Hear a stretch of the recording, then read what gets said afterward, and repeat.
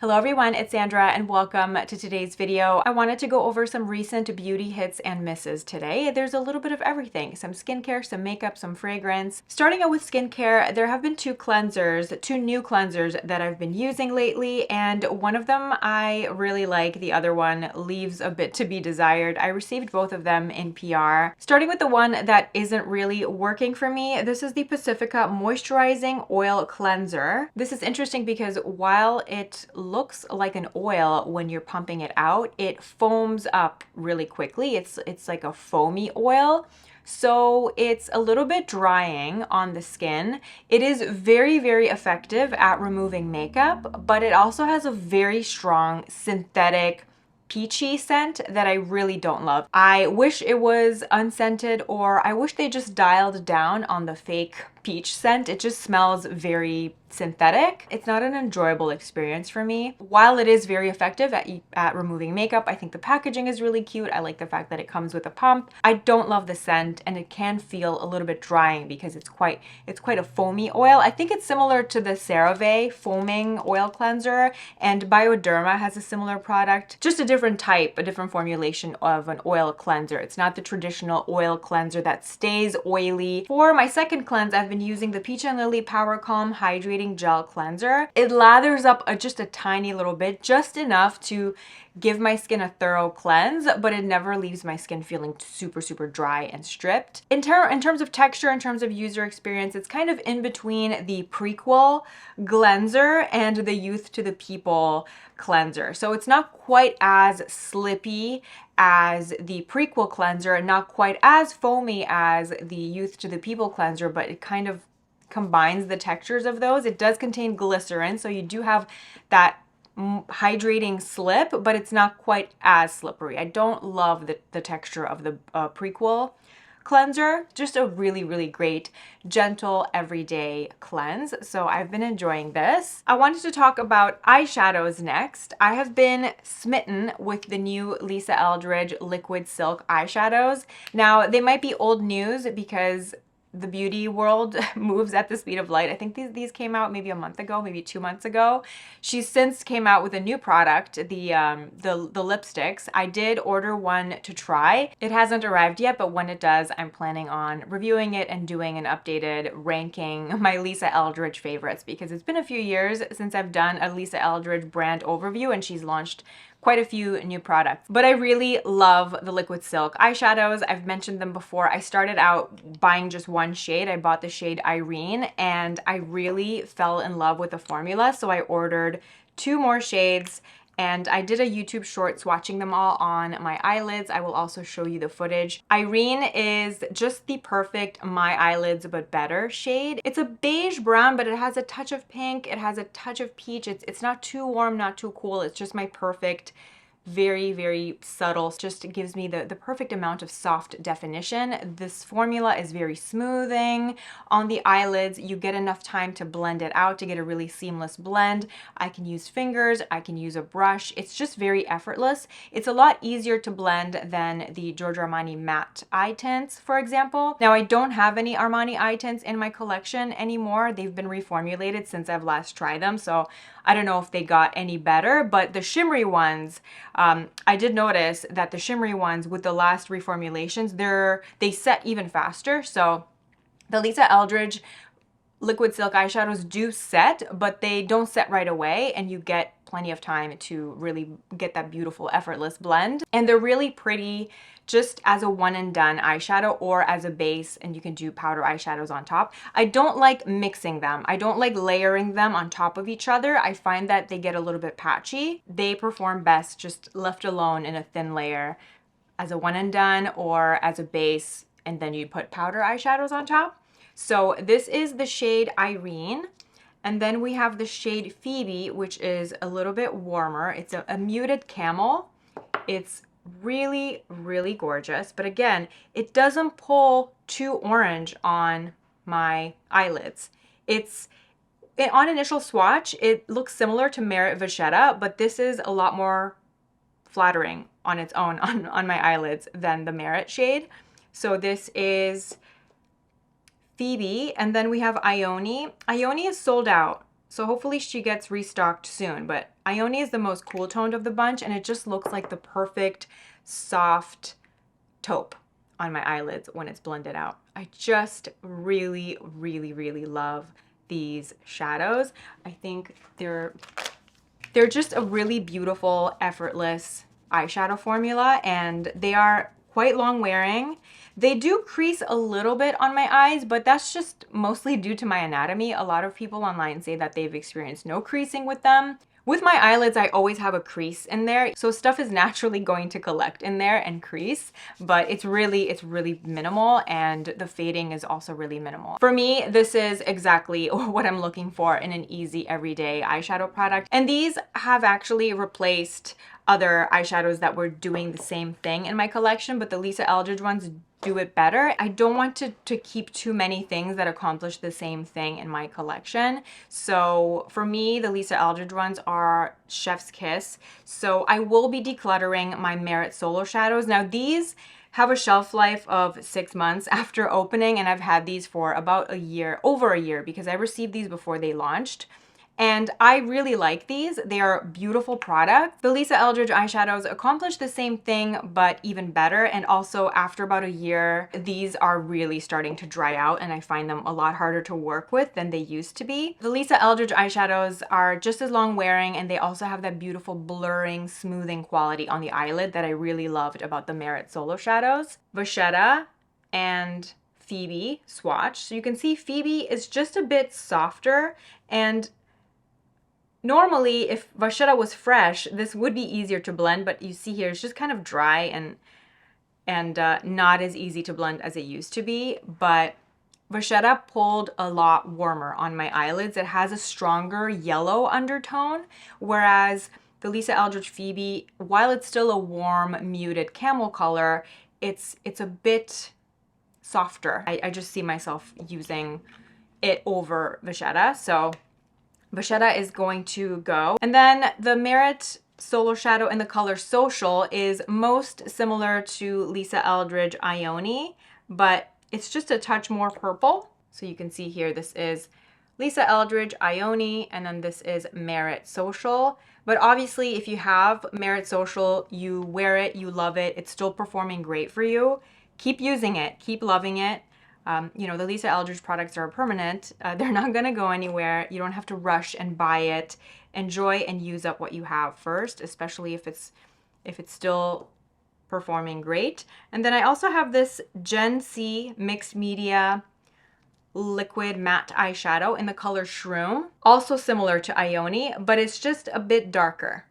And it's still a fantastic matte liquid eyeshadow formula. If you want something with more impact, more pigment, a true velvet matte finish, check out the Gen C liquid eyeshadows. They're very nice. They're not as smoothing, but they do have more pigment. And because they are more pigmented and they set to that true velvet matte finish, they last a bit better. These you don't really notice the creasing as much because they're not as emollient. I still get a tiny little bit of creasing with these because everything creases in my eyes, but this has even more minimal creasing and very minimal fading because it is a more pigmented product. So if you are looking for more pigment and intensity and really good lasting power, check out this formula. It's very nice. But for me and with my eyeshadow habits, I never really loved the look of this all over the eyelids by itself. I would always have to mix it with a lighter shade in order to get the look that I wanted. So I can just accomplish that with one product now with the Lisa Eldridge Ione. So I am going to be parting ways with these because I just know myself, and I know that I'll be reaching for these anytime I want to achieve the look that I would have achieved with these. The other thing I bought from Lisa Eldridge is not the full Fawn palette, but she does sell all her eyeshadow palette colors individually. You can just buy the pans separately. When she first launched eyeshadows, I bought the Vega palette, and I ended up buying 4 colors from her Fawn palette. I just emptied out the Vega palette and I put in the 4 colors that I bought from the Fawn palette instead. I basically bought all of them except for the 2 darkest shade. There is a really dark black brown shade that Lisa usually uses as an eyeliner, and I don't need that. If I want an eyeliner, I can just do that with a pencil. And then there was a chocolate brown shade with some gold shimmer running through it that just didn't really, I just don't use those kinds of shades that often. These are the colors that I bought. I don't know the names of them. I think this one is called Upper West Side. This is just a really perfect, easy brown. This is what I'm wearing all over the lid today. It's a beautiful neutral brown. And then we have this darker brown, again, perfectly neutral. It doesn't pull too warm. It's not too cool. This is actually very, very similar to the Turbulence shade from the Vega palette. On my eyelids, they look virtually identical. So this is a bit redundant. I probably shouldn't have bought it because I had it. This is what I'm wearing today, just in my outer corner to smoke it out a little bit. And then we have this color. This is a beautiful, very soft, very subtle duochrome pink with a little bit of a yellow shift to it. And then this is a really pretty sparkly champagne, a glittery champagne, but the glitter particles are very small. I do wish that these two shimmery shades were a bit more impactful. They are very, very subtle. They look really pretty. Obviously today I'm wearing these 4 shadows all over my eyes. So I did apply that duochrome rose gold shade all over my eyelids. And then I did a little bit of the champagne glitter just at the very center to get a pretty luminous look. Lisa Eldridge eyeshadows are very, very subtle. They're very much like you either love them or hate them. I personally really like them, especially her mattes. They are almost creamy. If you ever tried the old Burberry cream to powder eyeshadow formula, I think it used to be called the Eye Color Cream. It was very much a, or even the Chantecaille mermaid eye colors, the mermaid matte eye colors. The Lisa Eldridge eyeshadows are very similar. They're very soft, buildable. They're almost creamy, but the glitters, I find her glitters a little bit underwhelming. I think especially if you're expecting pigment, expecting razzle dazzle, then this is not going to be the product for you. This one is not Lisa Eldridge, so ignore this. But these are the 6 eyeshadows from the Vega palette, and then these are 2 warmer eyeshadows from her Cinnabar palette. I think the Cinnabar palette has been discontinued, but the single eyeshadows from that palette are still available. She doesn't have a build your own palette option yet, but if at any point you bought one of her palettes, you can always pop out the shades and you can buy singles from any of the new palettes that she launches and you can kind of mix and match. So I can pop in the warm brown shades from the Cinnabar palette and mix them with the 4 colors that I have from the Fawn palette and have this little warm rose gold situation, or I can swap them out with a couple of the cooler tone shades from the Vega palette. But like I said, this dark brown from the Fawn palette, on my eyelids, it looks very, very similar to the Turbulence shade from the Vega palette.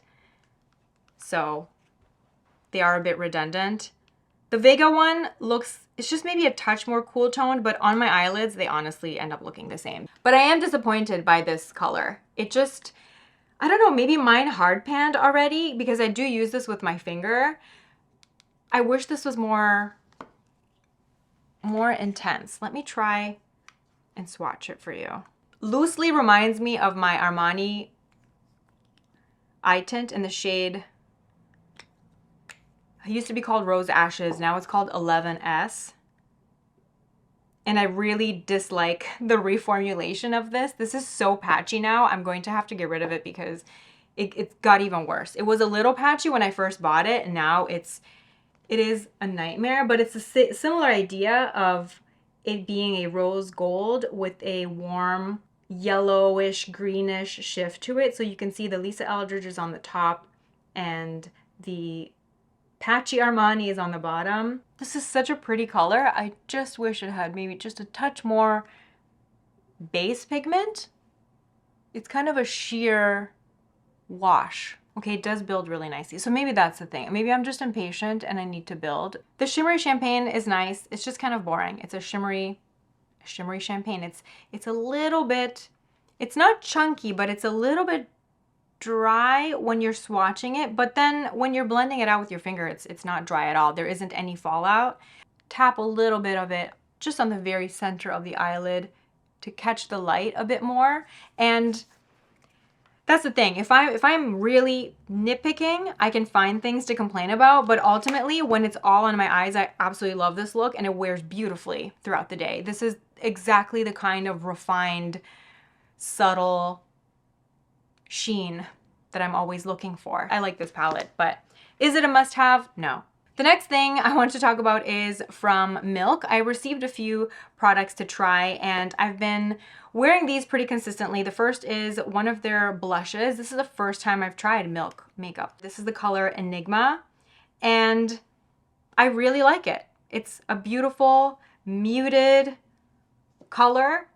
I really enjoy it. The formula is very nice. It's easy to work with. I actually really like the small packaging. I find it very user-friendly, especially if you're traveling.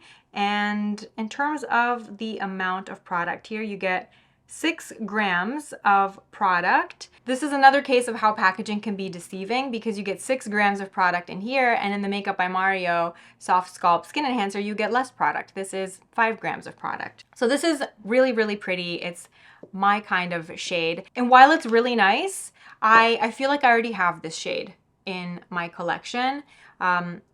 It's actually very similar. Once all said and done and blended out on my cheeks, this looks very similar to Kirsty by Ciel on my cheeks. So this is Milk Makeup Enigma, and then this is Ciel Kirsty. Maybe Ciel Kirsty is a hint more brown, which I actually prefer. So I think while this is great, it's really cute, beautiful. I can't say anything bad about it. I just don't like it as much as my Ciel Kirsty blush. And since they achieve the same purpose in my makeup collection, I know myself and I know that I would rather just be using Kirsty. So I will be passing this along to a friend. It's, again, nothing wrong with it. It's a beautiful, beautiful product, but I am in that phase of my life where I don't want to collect stuff just for the sake of having stuff.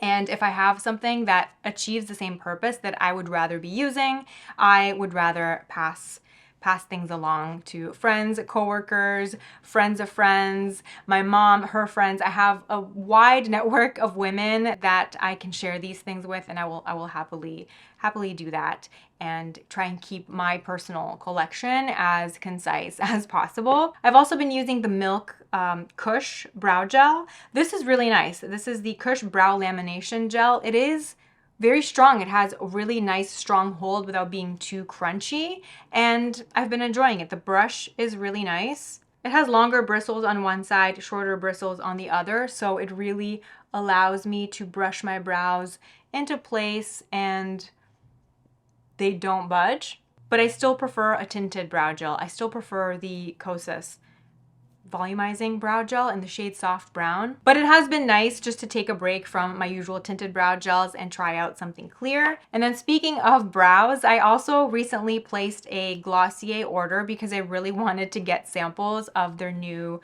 fragrances. So I also ordered their new brow pencil, the Glossier Boy Brow Arch pencil, and I ordered a mascara just for old time's sake. This used to be my favorite mascara, the Glossier Lash Slick. It's lovely. I'm wearing it today. Just an easy, everyday tubing mascara. But I have to say, I do prefer the Tower 28 mascara. So once I finish up this Lash Slick, I'm probably going to go back to the Tower 28. But the Glossier Brow Pencil, the Boy Brow Arch, is phenomenal. I love it. I am wearing it today. I have it in the shade Cool Brown, and it's perfect. It has a really, really cool shape. You can see here that, let me twist it up a little bit.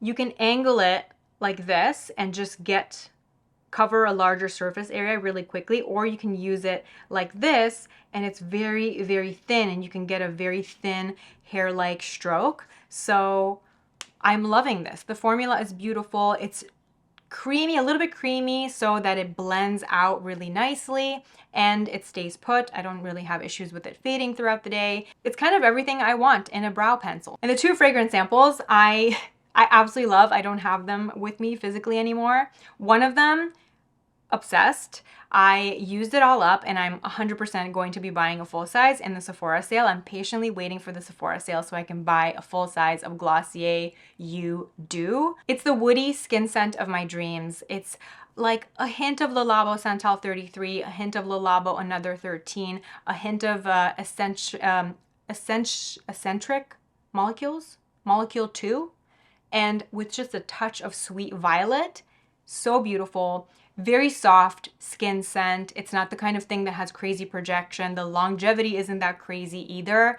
It's one of those scents that just smells, it smells like me. It's like what I want to smell like. I never really loved the original Glossier You. I never bought it. I had tried samples of it throughout the years, but it never wowed me so much to warrant buying a full size. But Glossier You Deux is exactly the kind of scent that I want to smell like year round. Just me, like me, but better. It's so beautiful. And these types of perfumes smell different on everybody. Some people really, really hate it. You know, your miles may vary. Fragrance is so personal. I definitely recommend either getting a sample. I don't know if you can still get samples of them if you order anything on the Glossier website, or if your local Sephora carries the fragrance. I highly recommend spraying it on your skin to see how it wears, and maybe also on your clothing, because some fragrances last longer on clothing than on skin. And if you tend to like the same fragrances that I do, if you love your woody, fresh, musky, soft skin scents, and if you also like violet, check out Glossier You Deux. The other one, Rev, was nice, but just not for me. On my skin, it smelled like cinnamon and Play-Doh. For me, Glossier You Deux was the one, and I will definitely be getting a full size of that when the Sephora sale comes around. And then the last fragrance I wanted to talk about is the Replica Afternoon Delight. This is the latest launch from Maison Margiela fragrances. I did receive this in PR, and if I'm honest, while I like this fragrance, I'm just not a gourmand. I'm not a gourmand person. I don't love gourmand fragrances that much. Sometimes though, every now in a blue moon, I am craving this type of scent. Though I really like this scent on like a sweater or on a coat. And this is described as a minimalist gourmand, which I really jive with. It's vanilla, it's sandalwood and musk, but the sandalwood and musk are they're not overpowering. To me, they balance out the vanilla really beautifully, and the vanilla note is quite prominent. And it does smell like it's supposed to be inspired by the scent of a warm vanilla madeleine, which is a beautiful little vanilla cake dessert. And it kind of does smell like that, but just in a very, very chic, minimal way. And I find this to be really long lasting. I actually see a lot of people online saying that this isn't long lasting at all. So again, it depends on the person. It depends on your nose. I can smell this. If I'm spraying this on my clothing, like I said, I like the smell of this on knitwear on a cooler day. I find the scent really long wearing and I can smell it all day long. Your miles may vary. Never buy a perfume blind. Definitely check it out in store. And while I like it, I probably wouldn't have purchased a big bottle. This is something that I would just buy the travel size of, so I can just wear it, you know, a few times a year when I'm in the mood for it. It's not something that I love so much that I want, you know, a full big bottle of it, but I am grateful to have received this in PR, and I do use it. I do like it, but it's not like an everyday go-to for me. This is something that I would wear maybe once a week, when I'm in the mood. And yeah, I think it smells really good. It's really pretty. On me, the sandalwood isn't overpowering at all. Some people said that they don't smell the vanilla at all. They just smell sandalwood. To me, this is very vanilla forward. The sandalwood and musk are just hanging out in the background. They're just present enough to stop this from being too cloying. It's not cloying at all. And yeah, it's just a minimal, chic vanilla. I really like this. Check this out yourself and see how you get on. But that's about it for me. That concludes my current roundup of newer stuff that I've been playing with. Let me know what new things you've been trying, if you've been loving anything, if you've rediscovered any old favorites. Always great to do that. I will be back at some point later this week with just a brief Sephora recommendations video. I usually just do my quick fire top 10 favorite products from Sephora of the moment, and I also like to share what's in my cart, what I'm planning on buying. You know, Glossier You Deux is going to be at the top of my list. Like, my favorite thing about the Sephora sale is just knowing what other people get, so I love to know what's in people's carts because I'm very nosy. So keep an eye out for that coming up. Thank you so much for watching. I hope you're having a beautiful day, and I will see you in my next video. Bye.